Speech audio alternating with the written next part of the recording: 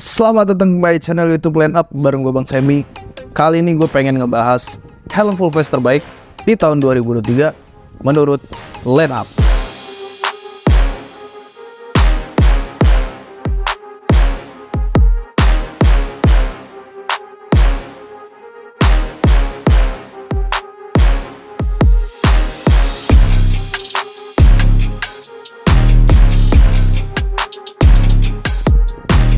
Kalau kita bicara yang terbaik, artinya kedudukan dari si sebuah produk ini memang bisa dibilang atau dikatakan spesifikasinya melebihi rata-rata produk-produk yang sudah keluar. Tapi sebelum lanjut detail dari si konten ini sendiri, gue mau ngajak kalian buat mengingat-ingat dulu apa saja sih yang sudah keluar di tahun 2023 ini, khususnya untuk seri atau segmen full face. Oke, kita mulai dari yang pertama. Di pertengahan tahun ini, NHK mengeluarkan satu dobrakan atau satu gebrakan ketika mereka mungkin sudah bisa dikatakan muak mungkin dengan statement teman-teman yang NHK selalu membuat helm-helm full face mereka dengan proporsional porsi atau bentuk batok yang besar. Tapi tidak berlaku untuk helm yang satu ini. Yes, ini adalah NHK Mark I. Kalau kita bicara NHK Mark I, memang sebelum rilisnya helm ini di Indonesia, kita sudah lihat teaser-teaser yang memang sudah beredar bahwa NHK sudah mengeluarkan salah satu produk baru mereka di luar sana. Kalau gua tidak salah adalah di Filipina. Yes, saat di Filipina sana, nama yang keluar atau teaser yang keluar adalah NHK K5R. Nyatanya waktu pas keluar di Indonesia, namanya ada sedikit perubahan, yaitu NHK Mark I.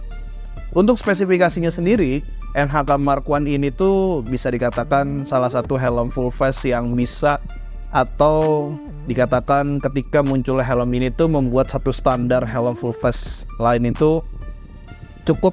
Produsen-produsen lain tuh mungkin cukup kelabakan karena apa ya, karena pertama masalah harga, spesifikasi yang diberikan, terus teknologi yang diberikan. NHK berhasil membuat helm Mark I ini yang harganya memang sangat-sangat terjangkau sekali. Buat harganya untuk NHK yang Mark I Elite itu dibanderol di harga kurang lebih 700.000. Buat yang polos single yang solid itu di range harga sekitar 750 ribuan. Sedangkan untuk yang double visor itu kurang lebih di range harga 800 sampai 950 ribuan tergantung motif dan juga warnanya. Tapi untuk spesifik tertinggi di NHK Mark I itu terdapat pada seri double visornya mereka, dimana untuk yang seri double visor tali pengujiannya berbeda, menggunakan stainless steel yang memang sudah diklaim awet atau anti karat sampai kurang lebih 5 dan 6 tahun. Jadi untuk pemakaian 5-6 tahun, NHK mengklaim bahwa untuk microlocknya stainless dari si double visor mereka itu awet sampai 5 dan 6 tahun ke depan. Artinya memang kalian gak usah takut ketika hujan ataupun ya ketika kena cairan tertentu si microlocknya akan cepat berkarat. Cuma memang lebih baiknya ketika habis kena hujan ataupun kena cairan-cairan tertentu memang harus kalian cepat-cepat bersihin ya. Bagaimanapun juga namanya stainless, ya kita nggak tahu umurnya. Satu poin yang di helm ini cukup membuat gua kaget adalah bagian kaca alias visornya, di mana NHK menyematkan teknologi yang bernama RHD lens, di mana visor atau teknologi ini memang cukup membantu buat pengguna kacamata seperti gua.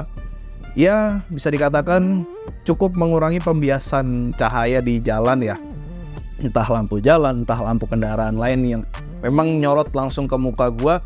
RHD lens ini cukup membantu mengurangi pembiasan tersebut ya. Apalagi kalau kita bicara pengguna kacamata, ini memang apa ya, memang perlu suatu teknologi yang memang membantu kita sekali untuk kita bisa tetap nyaman dan enjoy ketika berkendara siang ataupun malam hari. Terus dari masalah sirkulasi udara, memang Mark I ini bukan yang terbaik di kelas NHK. Tapi kalau untuk bicara di kelasnya mereka, harga 700 atau ya bisa dikatakan 700 sampai 1 juta itu menurut gua untuk ventilasi ini yang terbaik di kelasnya.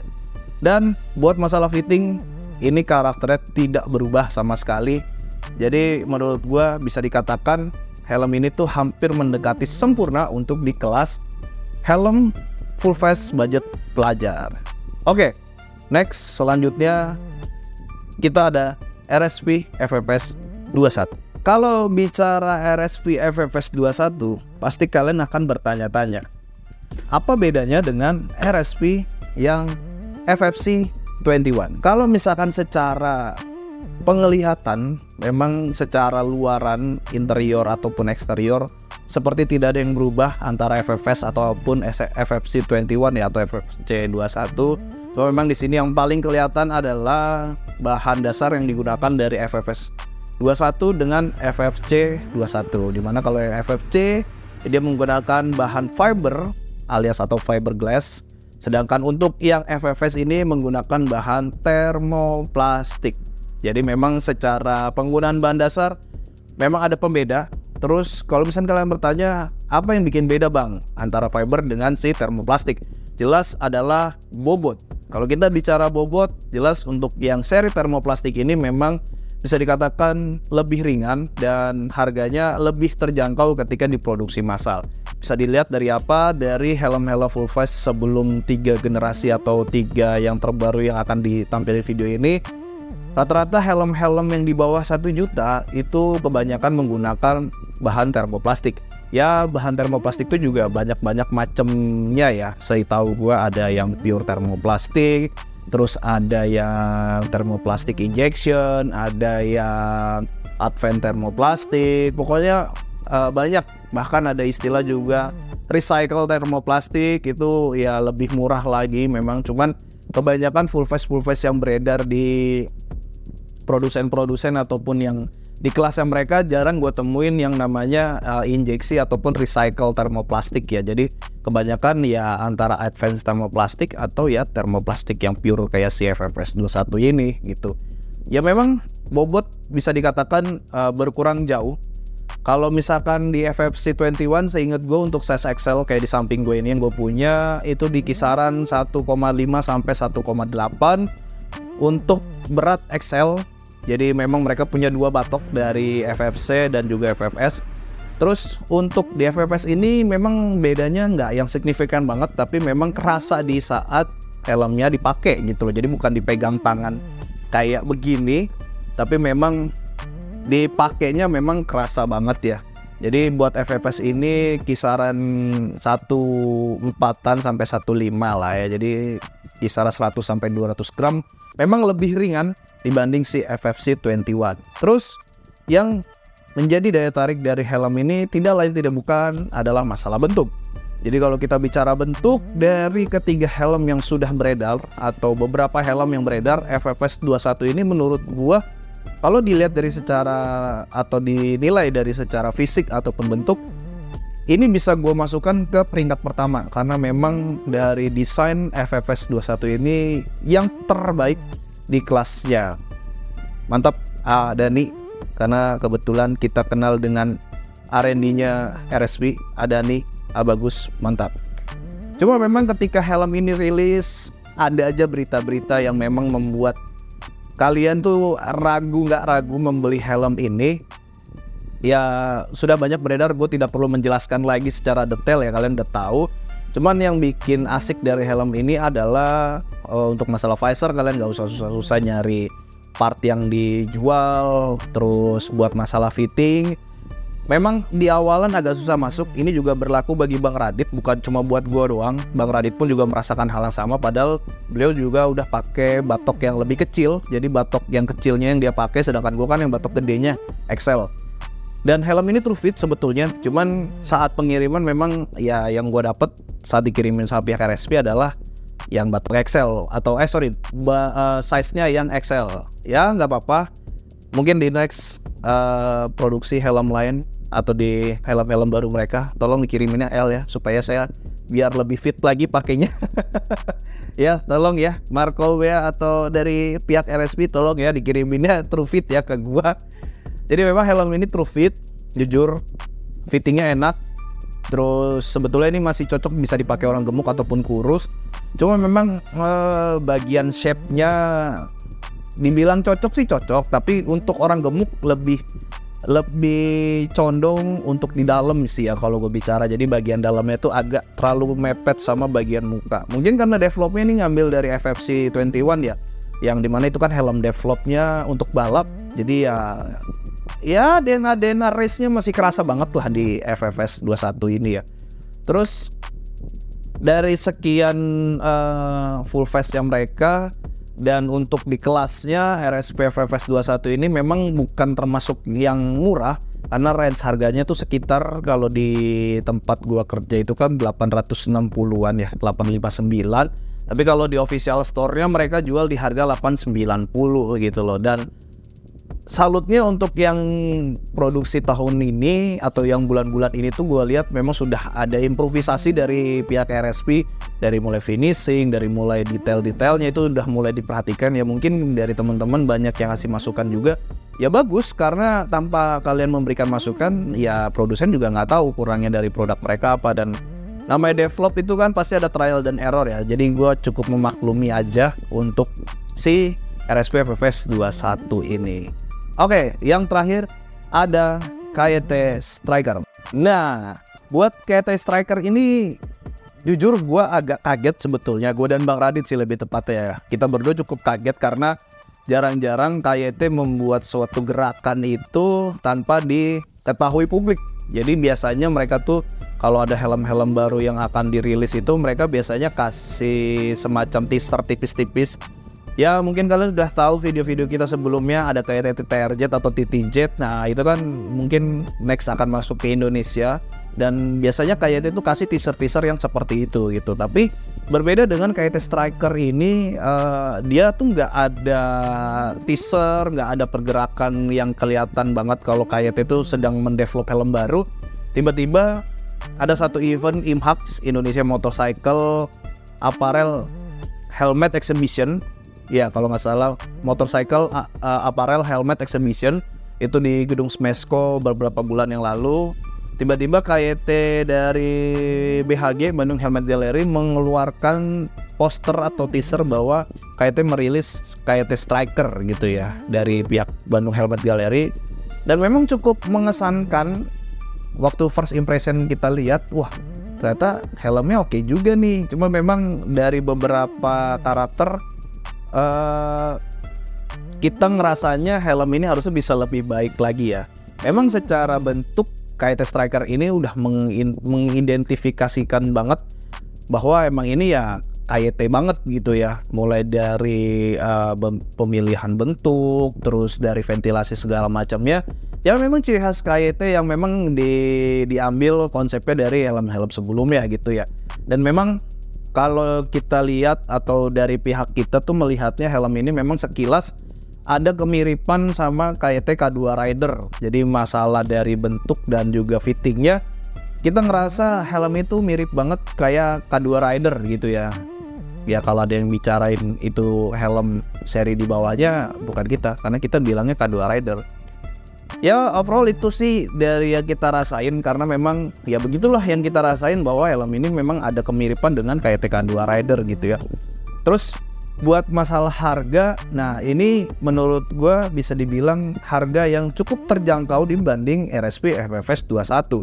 Cuma memang masalah bentuk aja, helm ini tuh tidak semua orang suka dan tidak semua orang bisa menerima.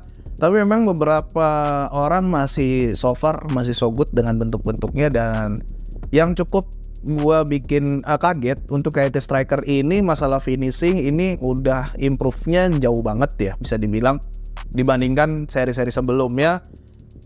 Tidak bisa dibicarakan atau disamakan dengan R2R juga karena emang segmennya beda. Tapi kalau dilihat finishingnya hampir mendekati KYT R2R, yang dimana itu kan pengganti dari NFR ya. Jadi R2R harganya udah 2, something jutaan. Jadi kalau misalnya kalian dapat finishing yang kurang oke kan kayak gimana gitu. Nah ini tuh udah mendekati, jadi 700.000 finishingnya tuh udah mendekati harga-harga yang 2 jutaan gitu ya. Terus buat masalah aksesoris kayak visor, dia masih bisa PNP dengan si KYT NFR. Terus buat karakternya si striker ini tuh ada sedikit kerancuan, jadi ada beberapa yang memang harus true fit, ada yang beberapa memang harus downsize. Jadi kayak gue sama Bang Radit, kebetulan di helm ini downsize 1 tingkat. Jadi gue lebih nyaman di size M, sedangkan Bang Radit itu nyaman di size S. Nah ini yang di depan, yang di samping gue ini adalah size S ya. Ini kita pinjam dari salah satu teman kita di media. Kebetulan mau di for sale, jadi kalau kalian minat bisa DM gue ya. KYT Striker ini udah include sama si kaca dark smoke-nya, dan harganya juga kita includein sama si anti-fog dari si NFR. Original KYT ya, original KYT. Oke, lanjut. Value for money-nya apa dari si helm ini? Value-nya sih memang bentuk sih ya, balik lagi, dan namanya ya gitu ya, KYT gitu. Siapa yang tidak kenal dan tidak tahu KYT helmet gitu kan. Jadi KYT itu bisa dikatakan sebuah brand helm yang cukup berhasil. Bahkan dari zaman orang tua kita dulu ya value for money gitu ya, KYT gitu. Kalau lo mau beli brand lokal yang punya nama ya lo beli KYT gitu kan. Terus masalah finishing tadi yang udah gue notice di awal, ini finishingnya udah oke banget, bahkan lebih bagus dibanding KYT titik course. Nah ini yang mungkin bisa menjadi pertimbangan teman-teman ya. Kalau misalkan kalian nanya, Bang, kalau berat badan gue anggaplah at least 80, terus tinggi gue mungkin sekitar 170-an ya, kurang lebih kayak gue. Kalau ambil titik course, ambil size apa Bang? Nah, kalian ambil titik course, kalian lebih baik ambil di KYT Striker ini ya. Jadi memang helm ini tuh udah bisa mengakomodir badan-badan yang gemuk kayak minimal ya kayak gua lah gitu. Jadi memang badan-badan gemuk lebih prefer ambil di KYT Striker. Nah itu dia tadi gua udah ngejelasin beberapa fitur yang diberikan oleh helm-helm yang ada di samping gue ini, 3 helm yang ada di samping gue ini. Terus kalau misalnya kalian bertanya-tanya, Bang, Zeus mana? SMK Stellar mana? Terus NJZX1 RGT mana? Terus apalagi sih yang baru? Harusnya udah sih itu Stellar, Zeus 826 sama si SMK Stellar. Oke, SMK Stellar jujur memang kita tidak membeli helm itu, dan memang ya stoknya dari pihak SMK-nya juga masih agak-agak belum stabil lah ya. Terus Zeus, sayangnya Zeus tidak masuk untuk kategori ini karena emang start harganya 1,5, jadi harusnya itu bisa masuk di helm-helm yang 1 juta ke atas. Jadi kelasnya udah kayak NFR, R2R, saingannya, terus dan lain-lain. Buat NJS ZX1 RGT sayang sekali karena helm ini baru keluar waktu pas IMOS kemarin. Dan memang sampai saat ini kan keberadaannya belum ada secara fisik ya. Maksudnya di pasar umum belum ada yang make. Jadi NJS itu belum bisa dimasukkan ke salah satu atau bisa dikatakan kategori Hello Full Face terbaik 2023 ya. Pertama dari kitanya juga belum nyobain fitting secara dipakai. Terus di helmnya juga marketnya kan antusiasnya waktu pas di MOS doang kan kita juga belum tahu nih datanya berapa sih yang order atau berapa sih yang pesan untuk si NJS itu sendiri ya. Jadi memang tidak bisa dimasukkan ke kategori untuk kali ini.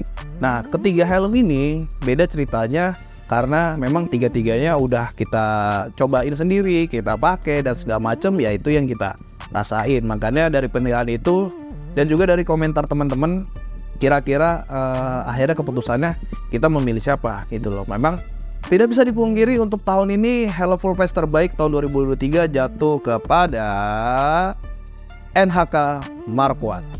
Nah, ada poin-poin yang memang tidak bisa dijanggal, dan memang dari beberapa rekan-rekan review di luar sana yang kita secara personal kenal, banyak yang bilang apa yang menjadi kekurangan Mark I ini sebetulnya bukan sesuatu yang bisa menutupi enaknya dari si helm ini. Jadi bisa dibilang enak sama nggak enaknya tuh lebih banyak enaknya gitu loh. Karena mirrornya paling bagian spoiler itu, terus bagian ratchet, baut ratchet banyak yang mengeklaim baut ratchetnya ini baut kayak engsel pintu. Nah tapi gue lihat-lihat sekarang untuk di NHK Mark I sendiri udah ada improvisasi jauh ya untuk masalah baut ratchet.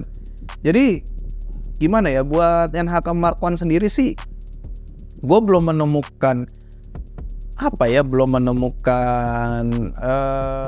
yang bikin helm ini tuh jadi kurang gitu penilaiannya. Cuma memang banyak yang ngerasa NHK Mark I itu katanya nose guard-nya ketinggian ya, memang awal-awal ketika gue pakai ini memang kok kayak tinggi gitu ya, tapi masih bisa diakali.